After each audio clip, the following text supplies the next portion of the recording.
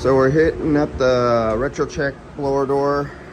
Now this is 40 feet by 30 feet. These walls are almost 1 foot thick and the ceiling is 1.5 feet or 2 feet. Do you remember what the ceiling thickness is of foam? These are freezer rooms, by the way. 2 feet. My son says 2 feet. We should know. We had to cut through them with a handsaw and power saws, and it was not easy. Don't ever want to do that again. But so the company that put this up, they went around with caulking and they tried to seal it as good. Electrical guys are here, stuff like that. They punctured holes through electrical outlets for all the lights. And as you can see up there, there's a lot of lights. So there's, I think I counted 68 penetrations in the roof of this building. Then there's a few around on the walls. So our initial test, the guys who installed this room, and they have 3 more rooms here, and there's going to be 2 more or 3 more installed in this place. Our initial test was a B4. So when we came down to all of our goddamn testing, sorry guys, these 4 holes had to be, it went down to these 4 holes, B4. And it asked for to go down to a 1-hole 74 minute. Now we're getting in the passive house range. We're down to a 74. That was after I came in, and I went in after the guys who installed this room and caulked it. And I used 2 cases of caulking and 6 cans of Big Gap spray foam. And this is after coming behind somebody else. And now I'm down to this. Now this is achievable. This is basically a hair dryer.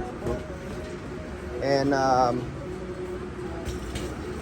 the initial construction of these rooms, if they were done properly, you should be able to get this room down to this level here. And let me give you a grasp of the size of this room and penetration wise. 16 feet up, and that's 16 feet inside, and then an extra 2 feet up, 18 total, because that's a 2 foot thick roof up there of foam.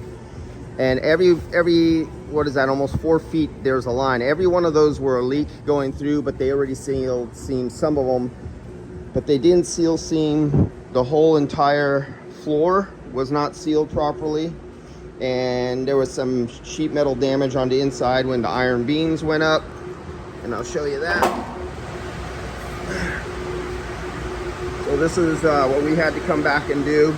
Everywhere it's bright white, that's my work. And then everywhere here, there's clear sealant right here. They did that. But it actually moved it down to a B4, down to 74 millimeters. And I'm not gonna shoot any, seal it up any tighter than that. That took me enough work.